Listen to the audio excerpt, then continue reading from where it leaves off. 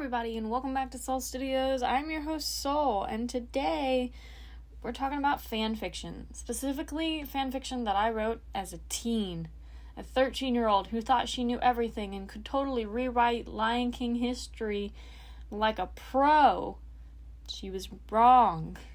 A huge disclaimer here, this video is going to be long. Usually my content is about 10, maybe 12 minutes long, but I forgot how long this story goes, so this script had to be longer to fit everything in. It'll be good for background noise. Just put it on and work on something else, and just occasionally listen in, and if something sounds extremely outlandish, then that's your fault for not paying attention. Anyway, let's dive on in. I created a Lion King fanfiction at what I believe was the age of 13.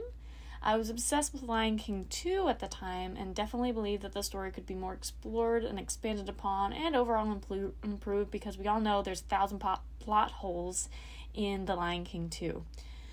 I wrote a 3-part fanfiction, which just kind of got progressively worse. Not in writing. The writing actually got better, like how I wrote it, but the story itself was pretty rough. Today we're going to look at the first part of that fanfiction. A lot of this video will be taking direct quotes and passages from the fanfic and screaming at them. The fanfic's 3 parts were called Outlanders Only, Outlanders Exiled, and Outlanders Above All. That's right, this fanfic is totally about the main Pride Land and has nothing to do with anything outlandish at all. Like I said, we will be covering just the first part for this video, so let's dive right in. Outlanders Only opens with the birth of the main protagonist, Sheeta. Oh, and by the way, all of the names from this fanfic were made up by taking an English word and putting it through Google Translate into Swahili. Sheeta's name, according to Google Translate, which I will never say is where you should go if you really want something accurately translated. According to Google Translate, it means trouble or problem, because I was an angsty 13-year-old. The birth scene is really short, but also just really stiff. It's a simple paragraph that I will now read to you because I'm not afraid of my own writing. Imani walked into the den, looking over at his mate, Nima. She was smiling down at something, though he couldn't see what. He made it over to her and looked at what she was smiling at. It was a small, brown and tan lion cub. He smiled, nuzzling his mate. "She is beautiful," he whispered, looking down at his daughter. Nita nodded with a smile. "Indeed. What shall we call her?" Nima asked. Imani thought for a moment. As he was doing so, the small cub was trying to move, and was failing. Imani smiled at his daughter's attempts. He loved her so much already. "Sheeta. We shall call her Sheeta," Imani said. Nima nodded. "A lovely name," she said, then nuzzled her cub. Imani smiled, laying next to Nima. This is our opening paragraph. Very straight and to the point with very little emotion. This is how this first part is written overall. I never said I was good at writing. 13-year-old me thought this was gold, though. Also, can we just take a moment to realize that literally in his head he's like, "Oh, I love this cub so many. Let me name her Problem, because that shows my love and affection towards my dog." What I need to know what the thought process was there, because that makes literally no sense. Okay. The rest of this prologue is spent setting the stage for the story via backstory. To give you a very simple version, we have Outlanders and we have Pridelanders. You knew that already. The Pridelanders despise the Outlanders, and the Outlanders are honestly just kind of there. I mean, they don't get along with the Pridelanders, but also they could care less about them, or at least that is the vibe that a lot of the characters give off. The leader of the Outlanders is Imani, and the leader of the Pridelanders is Walfame. You will hear really nothing about both for the entirety of the story. Walfame is only mentioned once. So these two are here, and they don't like each other because of a misunderstanding that happened a long time ago. It's also important to note that this story does not take place anywhere near a time that is close to Mufasa or Simba or whatever. So an excuse that younger me gives for the entirety of this story happening is that these newer prides don't know their history. Which is stupid, because after this series, I started a sequel series, and an entire chapter in that was dedicated to them knowing their history. and, like, revering it in such a way. So you're gonna be with making stuff up. Moving on, our first actual chapter is almost entirely made up of introductions. We have our protagonist, Sheeta, the problem child, who is now a actual child instead of a baby and ready to cause the problem she was named after. We meet her best friend, Binti, who is probably my favorite part of the series, besides one other character we'll meet later on. We meet Binti's twin brother, Cubway, and another cub that I swear was just based off of Fluttershy from My Little Pony, whose name was Moja. Like, she's very stereotypical, oh, I'm shy and I don't want to hurt nobody, blah, blah, blah, blah, blah, blah, blah. Nothing against Fluttershy, I'm just saying that that's literally what this character model is. These are a group of young protagonists. We also meet the carrier? What? What did I just say? We also meet the character, Nirvana. This character is a bit of an odd one to talk about because she isn't mine. I was asked to put her in the story by someone who enjoyed the prologue, I guess, and so she got put in. She's older than our main cast and is mentioned only briefly between all the parts, because she wasn't my character. I didn't really know what to do with her. So she's there too. Hyenas are mentioned briefly in this chapter as they are enemies of the Outlanders and are constantly at odds with each other. And that's the end of that. Next chapter, here we go. The next chapter starts with more character introduction. Another character is added that is not mine and was just asked to be added by a reader, and her name is Day, except it's not. That's what she's called throughout the story. Her actual name is Daria. I have no idea why I couldn't just call her Daria, except I do. It's because when the person gave the request to put her name in there, it was Daria hyphen, and then she put, like, what the name was from or something, but it all looked like it was one word in my little brain for some reason. So I thought it was this long name. It wasn't. It was just Daria. I went back and looked at the request recently. Had to go through many years of but the actual name was just Daria, but she just called Day throughout the entire thing because I'm horrible. Like, 13-year-old me definitely offended someone with that. Like, not my character. I did not need to change her name. That's fine. I'm so sorry to that person. If you're listening to this at all, I am deeply sorry. It's because my younger brain couldn't wrap her head around the English language anyway. The first part of this chapter once again introduces the idea of the hyenas and how they're on the Outlanders' land, and therefore the children should definitely go check them out. And there are no adults, so they do whatever they want. So off they go. The cubs quickly encounter 3 hyenas and hide from them. These are Wajanja, Maizi, and Kivuli. Kivuli is the leader of the hyenas and the only one that we actually need to know the name of. I think Wajanja gets mentioned again, but, like, it doesn't matter. There really isn't much to Kivuli besides very stereotypical female villain vibes. You know the type I'm talking about. So despite their expert hiding skills, the hyenas find the lion cubs. Kivuli barely says one sentence to them before other voices can be heard around them, and the chapter ends with Wajanja finding whoever the voices belong to. If it seems like these chapters are really short, it's because they are. I was not heavy on descriptions when I was 13, so these so-called chapters are only about a page long, maybe 2 pages if we're lucky. This doesn't get better as the series goes on. So the next chapter starts with a reveal of the other voices. It's Luca, the son of Walfame, who, if you remember, is leader of the Pride Lands.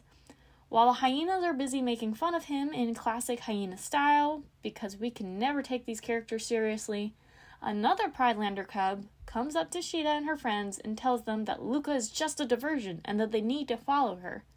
The Outlander cubs take forever to decide whether or not to trust this new character, and the hyenas notice. Then everybody runs away except Sheeta, who's trapped by fear and then beat up by Kivuli so that she can get her main character scar. But then Imani appears and beats up everyone, and then everyone goes home except Luca, who's nosy, I guess, and he quietly follows the Outlanders back to their home. In the last snippet of this chapter, Kivuli is plotting against the Outlanders, and it's revealed that she actually works with the leader of the Pride Lands, Walfame. This reveal is unnecessary right now because it gets revealed again later in the story, but from Luca's perspective. It's like I forgot that I revealed that they were working together, because the two reveals kind of play out the same way, if that makes sense. Like, I don't know. You with me so far? You want me to stop? Well, too bad. We have 6 more chapters. Our next chapter starts with Sheeta outside of her family's den, just being thoughtful because now she has this cool scar over her eye and she has to brood. Understand that she's still a child, it's just she got a total personality switch because of the scar, which is barely mentioned throughout the book, even though it's like one of her main character traits is she has this scar now, so she's scarred for it. Like, I don't know how else to put that. Luca shows up under a bush, and the two sneak away because he's not supposed to be there, and Sheeta likes to advance the plot. Let me read to you this little snippet where Luca is watching Sheeta and describing her in his head, and then we'll give our thoughts. We'll have a little discussion. I watched as Sheeta walked past me, away from the pride. I followed after her. I had to admit, she was rather pretty, even with the wound across her eye. She had a nice dark brown pelt and brown eyes that matched nicely. So I don't know what it is about this snippet, but it's giving Predator vibes. Luca is allowed to think Sheeta is pretty. Kids have crushes. That's totally normal and a completely normal thing to write about, but this just feels weird. Like, I don't know, I just don't know, but I don't like it. Let's continue. Sheeta asks what Luca was even doing in the Outlands, and we get the shortest flashback in the history of flashbacks that I will read to you now, because it's more character intro, because we don't have enough of that already. I kept running, out onto the grassy plains and beyond. "Catch up, guys," I called back to my friends. "Wait up," Sukari called, running after me. Kiburi and Rahisi were following me as well. I told them that we were going to have some fun. I had left out the part about going to the Outlands. As I reached the border, I skidded to a halt. Sukari, Kiburi, and Rahisi stopped me as well. "The Outlands," Sukari muttered with a shudder. I looked out at the Outlands for a minute more before running across the border. "Come on," I called. Kiburi immediately followed after me. Sukari and Rahisi hesitated, then followed. We all stayed together, alert but excited. "We shouldn't be here," Rahisi said. I growled at him. Suddenly, I heard a howl of laughter. Hyenas. "Let's go see," I whispered, racing towards the noise. They all followed me. We spotted 3 hyenas. One I recognized as Kivuli, leader of the hyenas. She was standing over near a bush, saying something. Suddenly, a lion cub came up out of the bush, then 3 more. I looked at Kiburi and nodded. He nodded and looked at the others. We were going to help these cubs. So Luca also has friends that aren't really important in this story, but they're here. The cub that Sheeta and her friends had to follow earlier was Sukari. Sukari is interesting only in the next book in this fanfiction. Here, she's just here. And also, it makes it kind of seem like Kiburi was the one that helped him when it's not. Also, Luca is the worst friend ever. Like, Rahisi's like, "Guys, we shouldn't be here, let's go," and he growls at him. He didn't tell his friends they were going to the out. Like, this whole character setup just makes Luca sound like a mean butt person. That was a total sentence that I just said on my YouTube channel, but, like, you get it. Like, this doesn't... I don't know. Sheeta leads Luca back to the Pride Lands. Oh, flashback over, by the way. So Sheeta leads Luca back to the Pride Lands. They have a small wrestling match that feels very uncomfortable. There is some inserted tension in here that feels really weird when you think about the fact that these two are still children. And our chapter ends. I want to insert right here that as a 13-year-old, I wanted to write romance. I didn't want to write anything else. I am very surprised that this fanfic is anything but characters falling in love with each other. I was so caught up with my want to write romance, and it leads to some really weird moments in these books that don't fit because it's just poorly written. I was 13, this was not going to be a masterpiece, but also, it's been a long time since I read these, and I didn't remember how bad poorly written meant. Like, the children probably aren't going to be feeling deep emotional ties to each other because they've just met, and also they're like have been raised in completely different environments. Like, they would not understand each other as well as these two kind of sort of understand each other, if you get what I mean. The next chapter opens with a time skip. A big time skip to where everyone is an adult because, like I said before, I wanted to write romance and the children weren't gonna cut it. Everyone is older now. And this entire chapter is just Sheeta and her group go out hunting. They get run over by gazelles next to the Pride Land border. Pridelanders trespass. Surprise, it's Luca and all his buddies. They all laugh it off and forget that trespassing is happening. Luca and Sheeta have a romantic tension moment, and everyone parts ways, saying they'll see each other again. That's it. That's this chapter. It's just here to say everyone is older now. Whoa! I promise we're almost done, and then we can discuss things, and then we can all go home. I promise. The next chapter is entirely from Luca's standpoint, which is a nice change, and for once has more to do with the plot. Luca is wanting to go on a trip to trespass in the Outlands to visit everyone, or just Sheeta, and he decides he wants to bring Sukari with him because it's dangerous to go alone. Take this. And then Sukari gives him this following paragraph because Sukari is the only character in this entire fanfic that makes any sort of sense. Let me read this to you. He walked up to her. "Hey, Sukari," he said. Sukari looked at him with a smile. "Hello, Luca. What's up?" she asked. Luca shrugged with a smile. "Nothing much. I was planning a trip to the Outlands. Want to come?" he asked in a hushed tone. Sukari sighed, looking down for a moment. "Luca, I've been thinking about our recent trips to the Outlands," she began. Luca's smile began to fade. "What about it?" he asked. Sukari looked at him. "Our loyalty is here, yet we continue to visit the Outlands. It doesn't seem right. I think it would be best if we didn't go back," Sukari said. Luca stared at her, his smile replaced with a frown. "But," Luca tried to think of the right words. "There is no but, Luca. You know that I'm right," Sukari said. Luca growled, upset. "No, you're not right. I don't think you're right anyway," Luca growled. Sukari stood up, giving him a stern look. "I've already discussed it with Rahisi and Kiburi. They agree with me, so why won't you?" she asked sternly. "Because you can't make me. I'm not going to stop going there just because you tell me all this stuff. Last I checked, it wasn't against the law to have friends," Luca growled, glaring at her. The lion didn't like being mad at her, but he couldn't help it, especially since she was telling him that they couldn't go to the Outlands anymore. "But it is against the law to cross the border. Luca, you have friends here, so why aren't you satisfied?" Sukari growled at him. "Listen, I write Sukari like she's being utterly unreasonable here, but she's right. She's right. Sukari is underappreciated, and we love her. Also, can we just all sit here and appreciate the fact that Luca is written like a literal 5-year-old? Like, you can't make me. I'm mad because you told me that we couldn't go no more. Blah, blah, blah, blah, blah, blah, blah. Like, this is not how a grown lion acts unless he is incredibly selfish, which throughout the story, it is kind of revealed that Luca sucks. Like, he's the worst. I try to make him out like he's this very baseline good guy falls for bad girl, but honestly, Sheeta and Luca, both at the same time, are the worst. So anyway, Luca ignores any sense of reason and runs away, towards the elephant graveyard, where the hyenas live.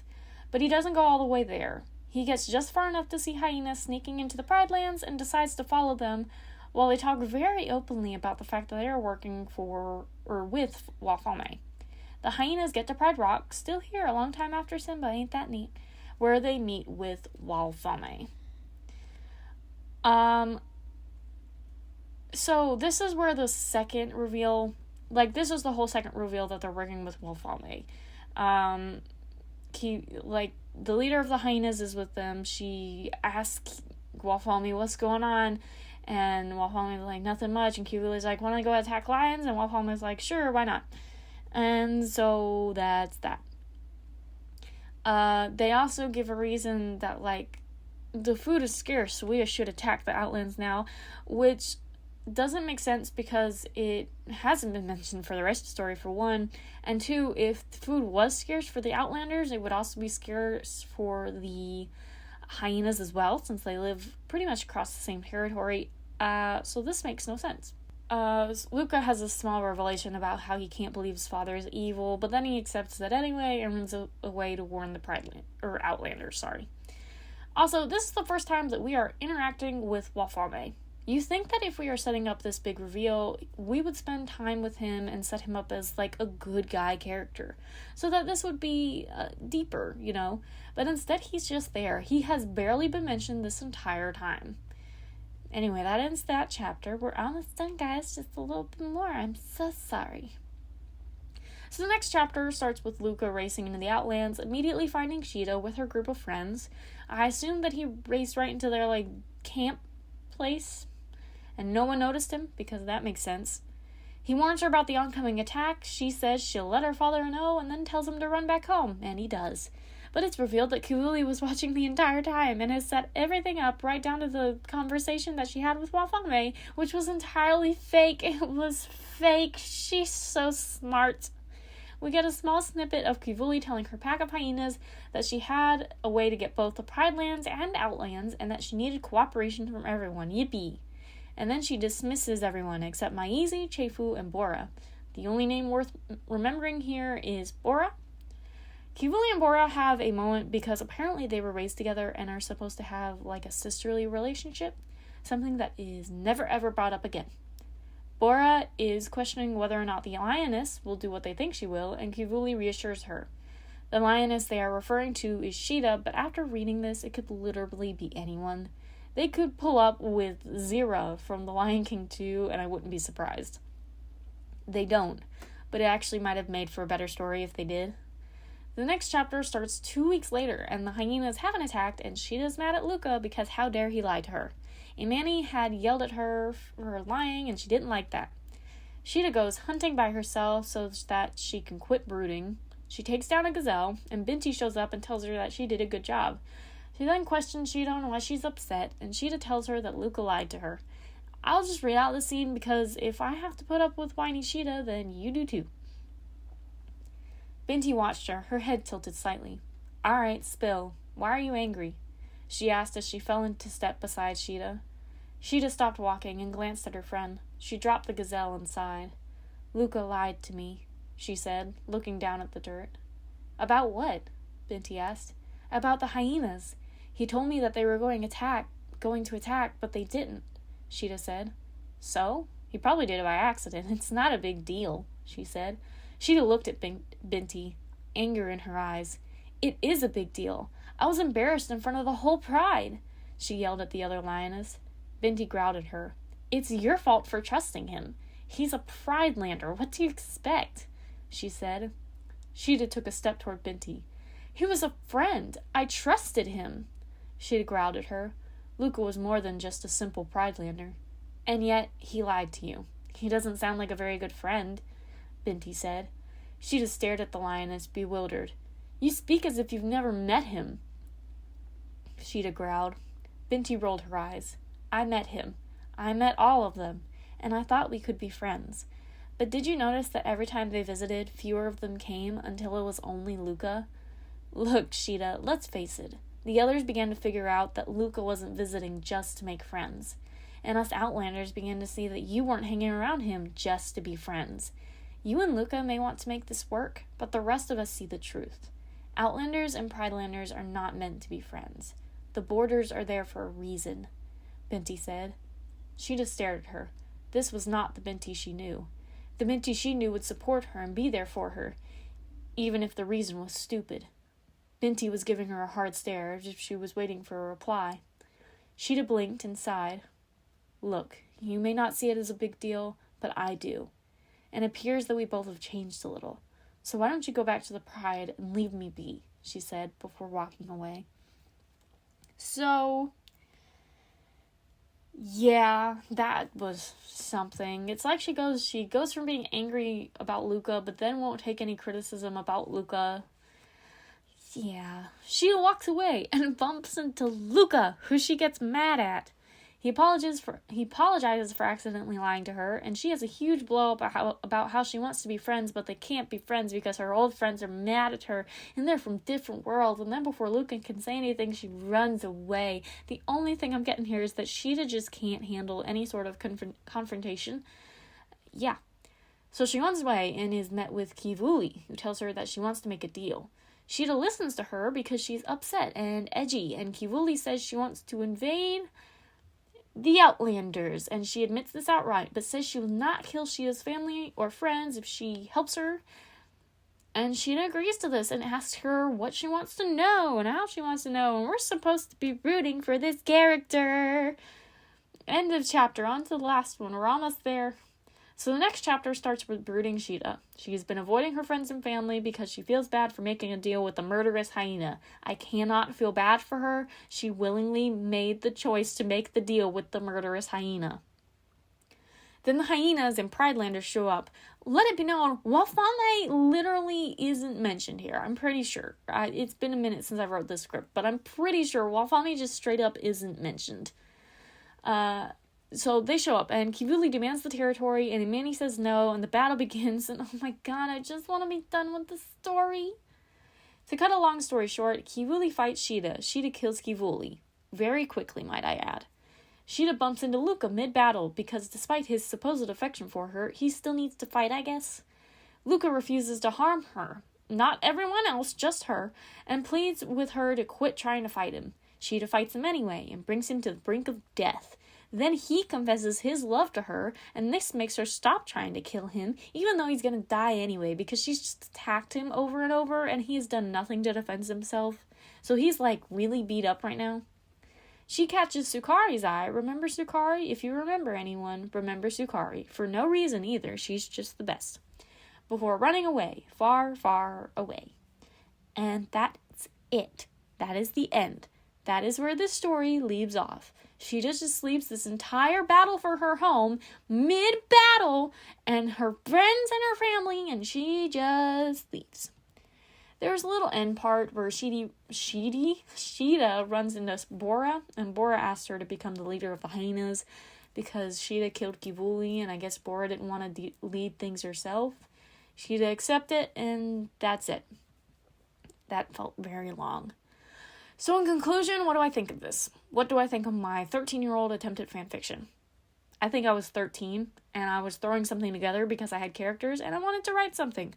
Like I said at the beginning, this is definitely not a masterpiece. I was young and very bad at writing, but I was trying, and I think that says something. That's the nice version. Let me give you the mean version of my critique. The story itself, the plot, is lost in the midst of all the angst. It's a really short story, which means if it does want to have a large plot, it has to do so quickly, which would be fine if it was done well. But it's not. Our main protagonist, Sheeta, feels almost not even there, and while she is there, she feels way out of place. As a cub, she feels too adult. As an adult, she feels very childish. There is no middle ground. I know that her original characterization was supposed to be rebellious. She is supposed to be edgy. She was made for the angst. Remember the scar across her eye? She's so edgy. But also, she doesn't come off that way. Instead, she's actually very basic. She whines when she doesn't get her way, and she can't seem to move past her own wants and desires. Luca is better in characterization, but is also just your typical nice guy falling for the edgy girl, done horribly because he also is very selfish. He acts a lot of the same ways as Sheeta when not getting his way, but it isn't quite so bad because we don't get a lot of chapters from his point of view.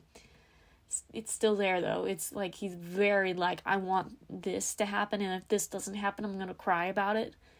In all honesty, the supporting cast of this fanfic is what actually makes it enjoyable. My specific favorites are Sukari and Binti. Sukari is straightforward, and while she does not feature much in the story, she is direct when she is featured, and she's loyal. Binti is the same way, but just more fun. I didn't include a bunch of Binti dialogue in this, but she actually is, a fun character. She's featured more, and her friendship with Sheeta is nice, and it's refreshing. Our villain, Kivuli, is actually probably overall the most consistent character. Her end goal stays mostly the same. She's smart and seems to know what she's doing, and though in the end she dies, she was at least enjoyable while she was around. There isn't all that much to say about this story because there just isn't all that much there. The end twist that Sheeta betrays everyone and has to live with that and potentially turn to villainy is kind of odd, since she seems very loyal to her family and friends at the beginning of the fanfiction. Like, literally, she has that spat with Luca and then she's like, okay, I guess I'm evil now, and that is it. All in all, it's a rush story with very little to it, and the writing is so blunt and out there that it makes it kind of unenjoyable. If you want to go check it out, I will leave a link to it in the description. It is on my Quotev, which I still have because I never used Wattpad or AO3, and I like clinging to things of the past. So that was my Lion King fanfic, part 1. That's right, this was just part 1. You have to eventually listen to 2 more parts of this. The writing does get a little bit better, I promise. It just takes a while. Thank you all so much for watching. Y'all stay safe, drink some water, remember to breathe, and I will see you in the next video.